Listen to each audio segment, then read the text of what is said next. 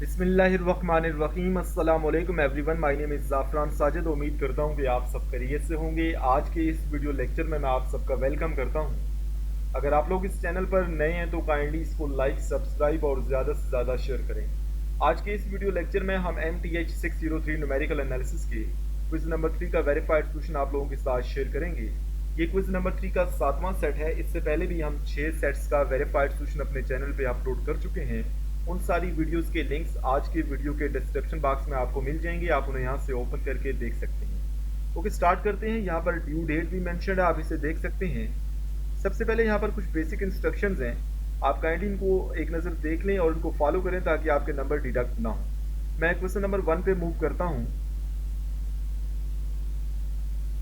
Okay, this is question number 1। इस picture को लेते हुए यहाँ पर इसकी डेट और टाइम जो है वो मेंशन नहीं हो सका, वो क्रॉप हो गया है। तो by the way question number 1 है, for the given data points 1, 2 और 3 the divided difference table will be given as. हमारे पास 3 पॉइंट्स हैं और इन 3 पॉइंट्स से बनने वाला जो डिवाइडेड डिफरेंस का टेबल है वो इन 4 ऑप्शन में से कौन सा वाला ऑप्शन है, ठीक है, वो हमने देखना है। सबसे पहले हम ये डिवाइडेड डिफरेंस का टेबल जल्दी से बना लेते हैं। आपने भी ऐसे ही करना है स्टूडेंट। ओके, एक्स की वैल्यू कौन सी होंगी इन तीनों पॉइंट्स में? जो पहले पहले कोऑर्डिनेट्स है वो बेसिकली एक्स की वैल्यूज़ हैं। ओके, 4, 8 और 12। और जो वाई की वैल्यू है वो हमारे पास 1.3 है, 1.5 है और 1.9 है। एक्स नाट की वैल्यू 4 है और वाई नाट की वैल्यू 1.3 है। तो एक्स नाट के करस्पॉन्डिंग जो वाई नाट की वैल्यू मिलती है, जिसको आप कुछ इस तरह से लिखते हैं, वाई और X naught which is equal to Y naught. ये जो वाई नाट 1.3 है ये जीरो ऑर्डर का डिवाइडेड डिफरेंस है। इस हवाले से भी आपसे क्वेश्चनिंग की जा सकती है। अच्छा, अब हम ज़रा बना लेते हैं फर्स्ट ऑर्डर का जो डिवाइडेड डिफरेंस है।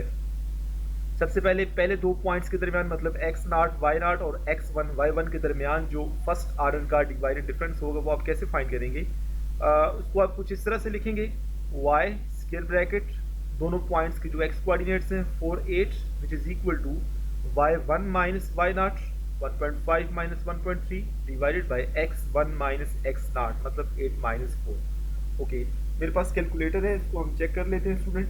सबसे पहले हम 1.5 माइनस 1.3 करते हैं। ओके, 1.5 माइनस 1.3 ये 0.2 आता है और इसको आपने डिवाइड करना है 8 माइनस 4 मतलब 4 से डिवाइड करना है। तो जो आंसर आ रहा है वो 0.05 आ रहा है, ठीक है। मतलब इसके सामने जो आंसर आएगा यहाँ पे वो 0.05 आता है। आप चेक कर लें क्या ये 0.05 हर ऑप्शन में है? पहले ऑप्शन में नहीं है तो मतलब पहला ऑप्शन तो हो ही नहीं सकता।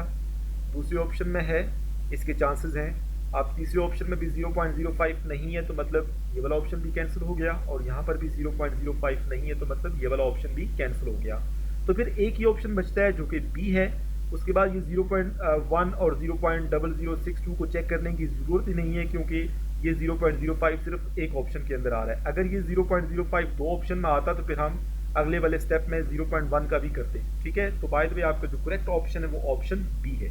उम्मीद करता हूँ कि आपको इस पहले क्वेश्चन की अंडरस्टैंडिंग होगी है। ओके, मूव करते हैं क्वेश्चन नंबर 2 पर। ओके, ये क्वेश्चन नंबर 2 है और यहाँ पर डेट भी मेंशन्ड है और टाइम भी मेंशन्ड है, आप इसे देख लें। Which of the following method can be use for interpolation for the given values of x and y? Okay, आपके पास ये 4 मेथड्स गिवन हैं और वो आपसे पूछ रहा है कि एक्स और वाई की इन वैल्यूज़ के लिए हमने कौन से वाला मेथड यूज़ करके इंटरपोलेशन करनी है। ओके, इस तरह के क्वेश्चन में मैंने आपको पहले भी बताया है कि आप जो x की वैल्यूज़ हैं उनको ऑब्जर्व करें। अगर x की वैल्यूज़ के दरमियान जो स्टेप साइज है, जो h है, वो सेम है तो फिर हम न्यूटन फॉरवर्ड या बैकवर्ड इंटरपोलेशन फार्मूला को यूज़ करेंगे। अगर x की वैल्यूज़ के दरमियान जो स्टेप साइज या जो डिफरेंस है वो डिफरेंट है तो उस केस में फिर हम लैग्रांज इंटरपोलेशन फार्मूला को यूज़ करेंगे। तो यहाँ पे आप 3 और 4 के दरमियान अगर डिस्टेंस फाइंड करते हैं, 4 माइनस 3 करते हैं तो आंसर 1 आता है। 4 माइनस 3 इज इक्वल टू 1। लेकिन अगर आप 6 माइनस 4 करें तो आंसर 2 आता है। ये 1 और 2 जो है ना ये बराबर नहीं है, तो इस केस में फिर हम लैग्रांज इंटरपोलेशन फार्मूला को ही यूज़ कर सकते हैं। ओके, ऑप्शन सी जो है वो करेक्ट ऑप्शन है। उम्मीद करता हूँ कि आपको इस क्वेश्चन की अंडरस्टैंडिंग होगी है। इस तरह का कोई भी क्वेश्चन आए तो आपने ऐसे ही करना है। ओके, बात कर लेते हैं क्वेश्चन नंबर 3 की। क्वेश्चन नंबर 3 में हमारे पास एक डिवाइडेड डिफरेंस का टेबल गिवन है। What will be the value of A? आपने इस ए की वैल्यू बतानी है in the given divided difference table. आपके पास ये एक डिवाइडेड डिफरेंस का टेबल गिवन है, ए की वैल्यू आपने फाइंड करनी है। तो ए की वैल्यू कैसे फाइंड करेंगे? ये थर्ड ऑर्डर का डिवाइडेड डिफरेंस है। तो सेकेंड ऑर्डर के डिवाइडेड डिफरेंस को यूज़ करेंगे, माइनस 0.0625 माइनस 0.025 डिवाइडेड बाय 7 और 1, 7 माइनस 1। इसको आप अगर सॉल्व करें तो जो आंसर आता है वो माइनस 0.01458 इस तरह कुछ आता है। इसको राउंड ऑफ करेंगे तो ये ऑप्शन बी जो है ये बन जाएगा। इस तरह के क्वेश्चन पहले भी रिपीट हुए हैं, तो इस वजह से यहाँ पर मैं कैलकुलेशन नहीं कर रहा। इसका जो डायरेक्ट आंसर है वो आंसर बी आता है। ठीक है, ए की जो वैल्यू आती है वो ये आती है। उम्मीद करता हूँ कि आपको इस क्वेश्चन की भी अंडरस्टैंडिंग होगी है। ओके, मूव करते हैं जी नेक्स्ट क्वेश्चन पर, that is question number 4। Question number 4 बहुत इंटरेस्टिंग सा है। If f of x is equal to this, आपके पास एक फंक्शन गिवन है, then its dash derivative is 0 for all x. तो इसका पहला डेरिवेटिव 0 होगा, दूसरा, तीसरा, जो कौन सा होगा। ठीक है, 4 ऑप्शन हमारे पास गिवन है। इसका थर्ड डेरिवेटिव 0 होगा फॉर ऑल एक्स, दूसरा होगा, चौथा होगा या पांचवा होगा। इसका हम डेरिवेटिव ले लेते हैं। सबसे पहले फर्स्ट डेरिवेटिव लेते हैं, एफ प्राइम ऑफ एक्स। तो इसका डेरिवेटिव पावर रूल यूज़ कर लें आप, 6x का स्क्वायर माइनस 10x, और ये 6 का डेरिवेटिव 0 हो जाएगा, माइनस 9 और ये प्लस 9 और माइनस 0। इसका डबल डेरिवेटिव ले लें ज़रा। ओके, ये 12x हो जाएगा, माइनस 10 और बाकी सारे 0 हो जाएंगे, प्लस 0 माइनस 0। ठीक है, उसके बाद थर्ड डेरिवेटिव लें इसका, हमारे पास ये 12 आ जाएगा। अगर आप फोर्थ डेरिवेटिव लेते हैं तो आपके पास ये 0 आता है। तो मतलब फोर्थ डेरिवेटिव जो है वो ऑल एक्स के लिए 0 है। ठीक है, तो इसका जो करेक्ट ऑप्शन है वो ऑप्शन सी है। उम्मीद करता हूँ कि आपको ये क्वेश्चन भी समझ आ गया है। बात करते हैं क्वेश्चन नंबर 5 की। Okay, this is question number 5। Question number 5 पहले रिपीट हो चुका है स्टूडेंट। हमारे पास यहाँ पे इस साइन की जो वैल्यू है वो ये वाली होती है। लेक्चर नंबर 19 के अंदर ये गिवन है, तो इसका जो करेक्ट ऑप्शन है वो ऑप्शन ए है। ओके, मूव करते हैं क्वेश्चन नंबर 6 पर। क्वेश्चन नंबर 6 में हमारे पास एक डिवाइडेड डिफरेंस का टेबल गिवन है। ठीक है, और वो क्या कह रहा है, the Newton's divided difference interpolation formula will be. तो जो Newton's divided difference interpolation formula है वो क्या बनेगा according to the given table. तो फार्मूला जनरल मैं लिख देता हूँ, f of x is equal to a naught plus a1 into x minus x naught plus a2 into x minus x not into x minus x1। ठीक है, यहाँ पर देखें ये a नॉट है, ये a1 है और ये a2 है। तो तीन ही वैल्यूज हैं, तो हमारे पास जो फार्मूला है वो यहीं पर हम एक्सपेंड करेंगे, इतना ही एक्सपेंड करेंगे, इससे आगे नहीं जाएंगे। तो यहाँ पे सारी वैल्यूज पुट कर दें, a नॉट की जगह 2.2 पुट कर दें। 2.2 तो यहाँ पर लिखा हुआ है, यहाँ पर तो नहीं लिखा, तो मतलब ये वाला ऑप्शन तो डिलीट हो गया। यहाँ पर भी नहीं लिखा तो ये वाला ऑप्शन भी डिलीट हो गया, लेकिन यहाँ पर 2.2 लिखा हुआ है, तो मतलब पहले और चौथे ऑप्शन में से कोई एक ऑप्शन हो सकता है। आगे दूसरी टर्म पे मूव करें, हमारे पास यहाँ पे a1 होना चाहिए। a1 की वैल्यू 0.4333 है, लेकिन यहाँ पे तो a1 की वैल्यू कोई और लिखी हुई है। ठीक है, तो मतलब ये वाला ऑप्शन भी डिलीट हो गया, तो पीछे जो ऑप्शन बचता है वो ऑप्शन डी है, यही करेक्ट ऑप्शन। उम्मीद करता हूँ कि आपको ये क्वेश्चन भी अंडरस्टैंड हो गया है। ओके, मूव करते हैं नेक्स्ट क्वेश्चन पर, that is question number 7। For the given data points 1, 2 and 3, 3 points आपके पास गिवन है। The zero order divided difference will B, x not के करस्पॉन्डिंग जो वाई नॉट की वैल्यू होती है वो जीरो ऑर्डर का डिवाइडेड डिफरेंस होता है। मतलब 45 जो है वो जीरो ऑर्डर का डिवाइडेड डिफरेंस है, लेकिन 45 तो यहाँ पर नजर नहीं आ रहा, तो मतलब जो ऑप्शन ए है नन, वही करेक्ट ऑप्शन है। उम्मीद करता हूँ कि आपको ये क्वेश्चन भी समझ आ गया है। बात करते हैं क्वेश्चन नंबर 8 की।